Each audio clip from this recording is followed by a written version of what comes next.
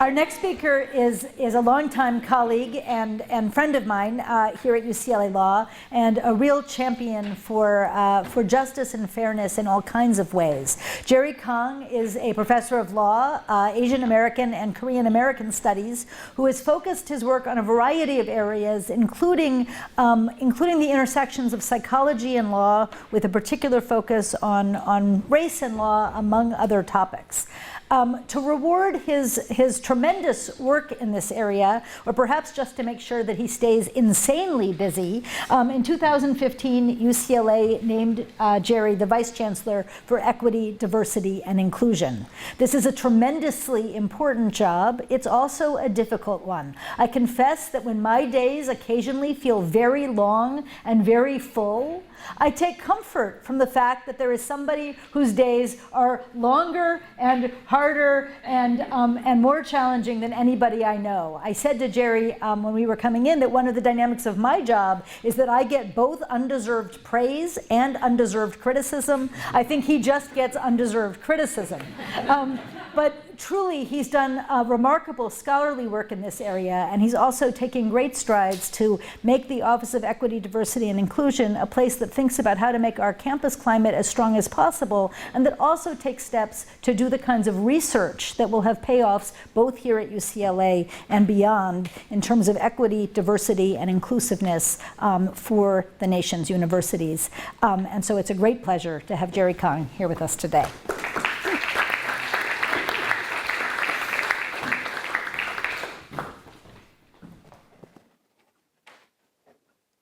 So I'm going to start with probably an impolite question. That impolite question is, do you discriminate? Asking a bunch of lawyers, do you discriminate at, is asking for a lot of trouble.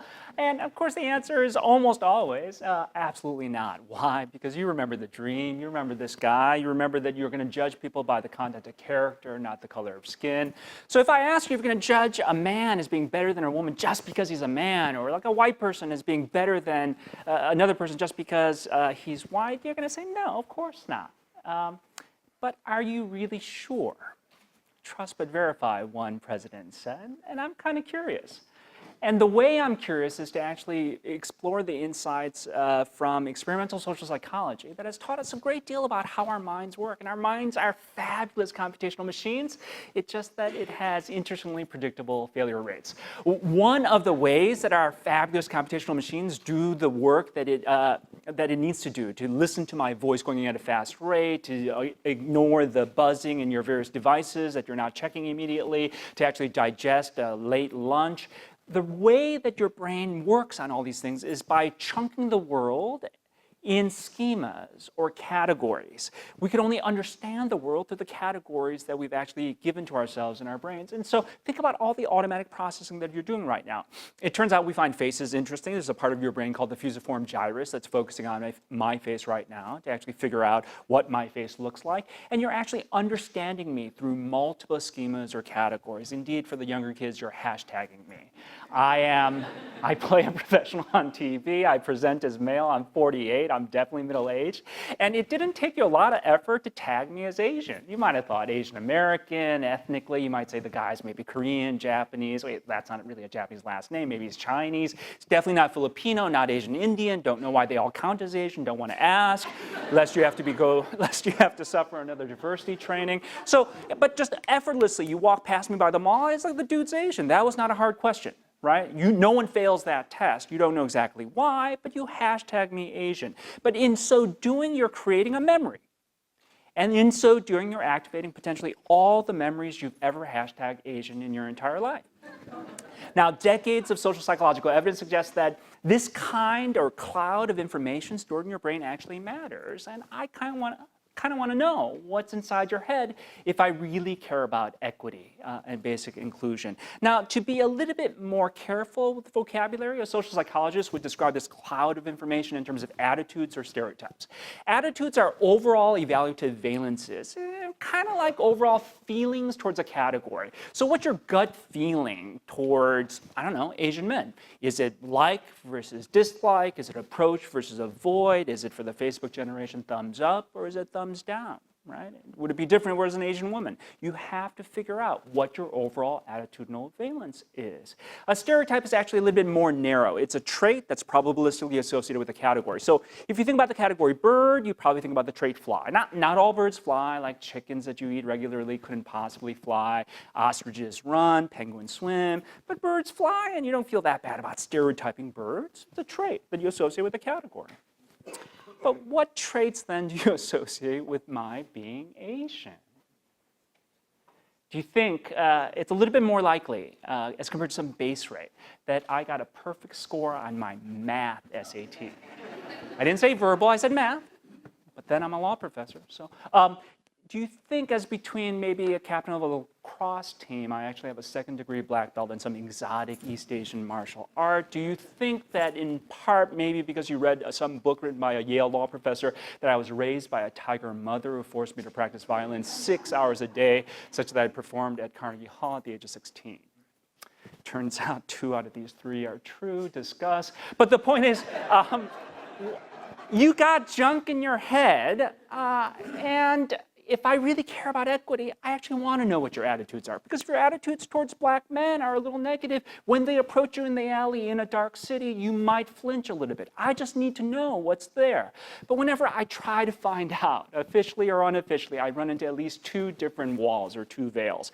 On the one hand, you might know you got junk in your head. You might know what your attitude is toward Latinas, black women, African Americans generally. You might know.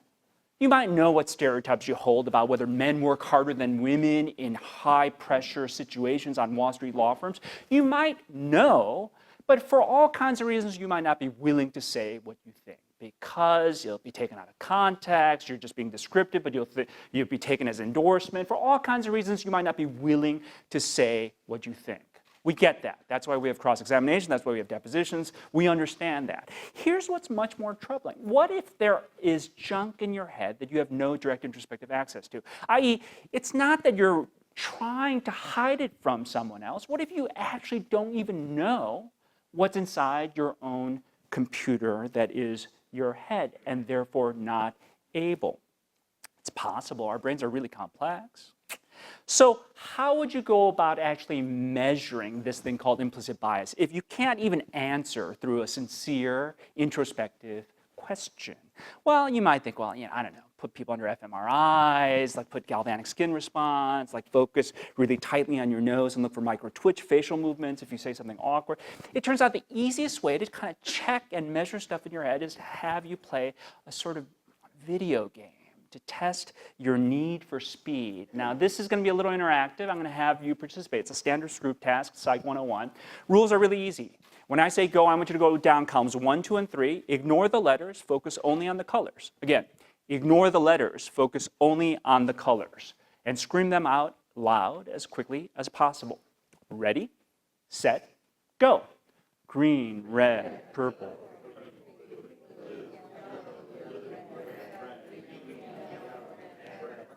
Friday, late, I know you're tired, you can do better. One more time, there might be a practice effect. Let's suppose the people of California have passed Proposition 209 prime. Your job is to be semantically blind, ignore the letters. Focus only on the colors. Ready, set, go. Green, red, purple, green, blue, yellow, blue, red, green, yellow, red, purple. A little more unity, teamwork, Bruin spirit. Third time should be a charm. Ready, set, go.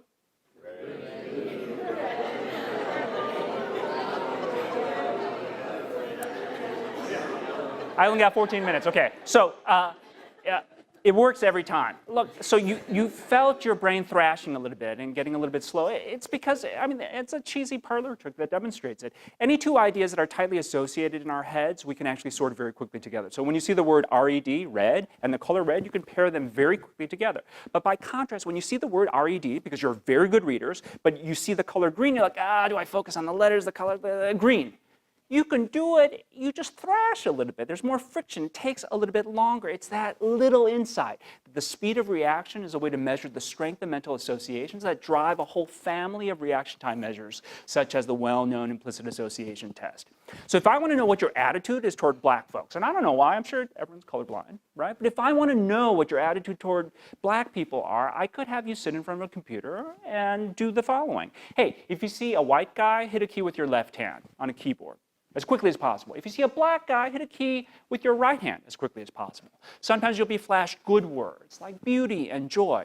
Hit a key with your left hand as quickly as possible. Sometimes you'll see bad words like filth and sick. Hit a key with your right hand as fast as possible. Now, if for some reason you prefer white folks over black folks, I don't know why. If you do, this is what we would call a schema or category consistent pairing. Notice that on the left are white guys and good words. And on the right, they're black guys and bad words. And in that pairing, most of us can play this test and kind of fly through it. We get into a groove.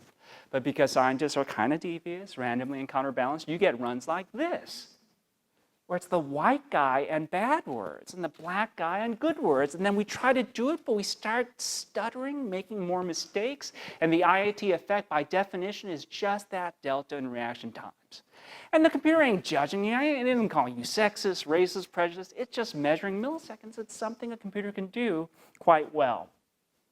So what do you think happens if you give this test to millions of people over time? If it's just gibberish, because you see pictures randomly on one side or the other, it should be like a coin flip, 50-50. Half the time you should sort good words faster with pictures of, say, deep-dish pizza, and half the time faster with pictures of vomit. It shouldn't matter. It's just nonsense.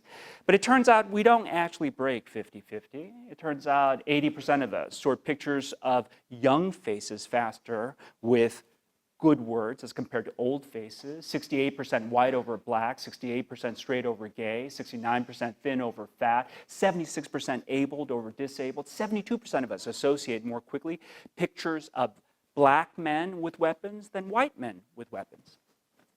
Most of us have it.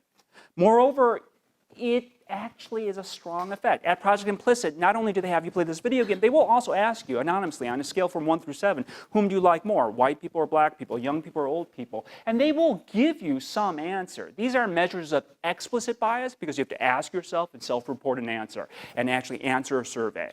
And this is what they say. But if you compare that to implicit bias scores, this video game, almost always the implicit bias video scores are higher in magnitude, reduced to the same statistical units. It's as if explicitly our political attitudes have changed radically over the past 50 years, and we've actually moved to a place where we want to be, where we could have greater equity, greater commitment to judgment on the merits. But our implicit bias is kind of like stuck in amber. Maybe Nietzsche was right.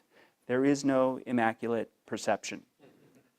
All that I've shown you so far is that we gotta, look, I just want to trust but verify. Everyone says they're fair and square, but we just don't understand why the disparities always exist. So I just want to dig a little deeper. And when I dig a little deeper, you find a mountain of social science data that look a little embarrassing. But we don't really police milliseconds. If there's no actual behavioral manifestation to neuronal millisecond firing differences, who cares? You can get tenure for an academic position, but as lawyers, we care about discrimination, behavior. Do milliseconds actually matter? Given time, yeah, I'll talk about it. So we actually checked here in a crazy study. Do you think that you would judge a deposition differently just because you thought a white guy was doing it instead of an East Asian guy? Crazy, but we wanted to know. So we just took a bunch of people outside of Westwood. Newsflash, people like me are not an exotic species outside of UCLA. We actually are around. We're in the library. You got the reference. So we bring a bunch of people in. We measure their explicit bias. We ask them awkward questions like this, and then follow up with a question like this. And it turns out most people think that there's no difference. They're not going to actually state just by saying as between Asians and whites, I think one's going to be better than the other. But we then have them play a video game. And it turns out folks do sort white male faces faster with litigator words than East Asian male faces. Who knew? Now we know. And then we actually have them listen to 2 depositions, each 5 minutes long. Neither has anything to do with race, but we head fake them. Half the time, randomly, they think it's a white guy doing it because we flash for 5 seconds a picture of the lawyer and we change the last name on the transcript that they watch. They think it's Attorney Cole, C-O-L-E, or Attorney Chang, C-H-A-N-G, and we flash them an East Asian face. It's the exact same audio that they're listening to. It's the exact same deposition. I cut the audio for one, Hiroshi Motomura cut the audio for the other. You might not like the sound of our voices. We're not obviously non-native English speakers. And nevertheless, we see this kind of difference. When they're judging a white attorney, if you had 0 bias, this is how they would judge the white attorney on a 7-point scale. But if you were actually very high on bias, as measured by this video game, not a survey, this is what you would give.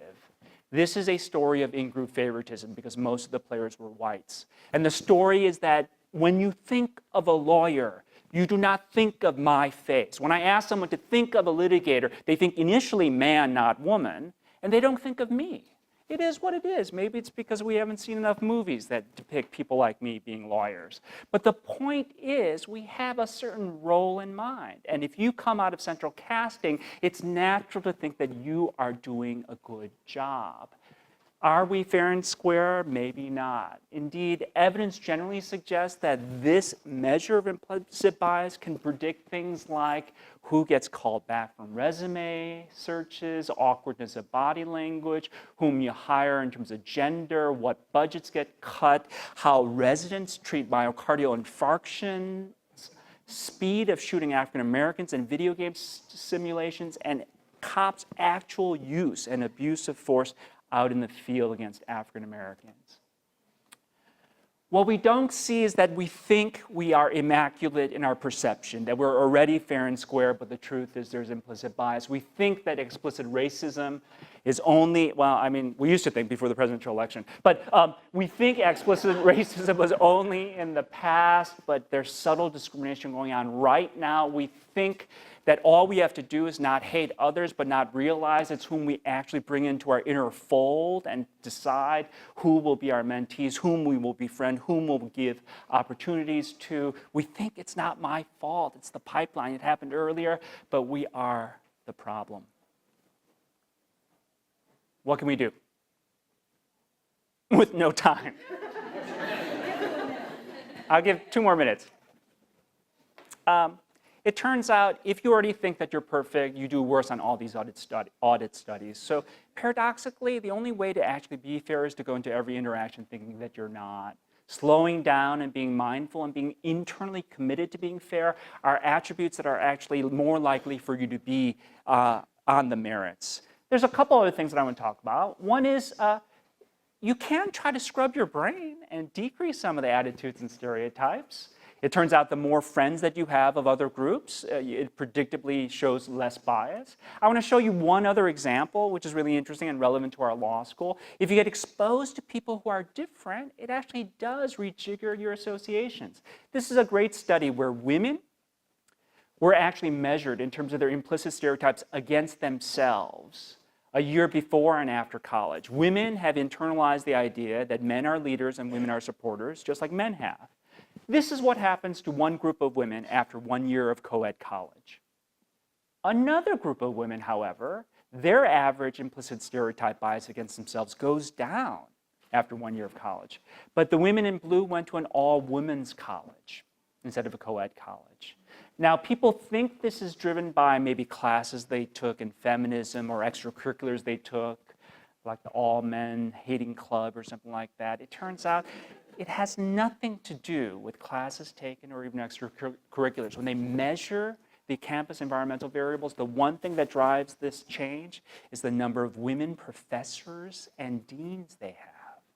The first time you see a woman professor, it's unusual. The second time, it's no big deal. Third time, you go back to texting because she's as bad as the man. But the repeated process of seeing the other makes all the difference.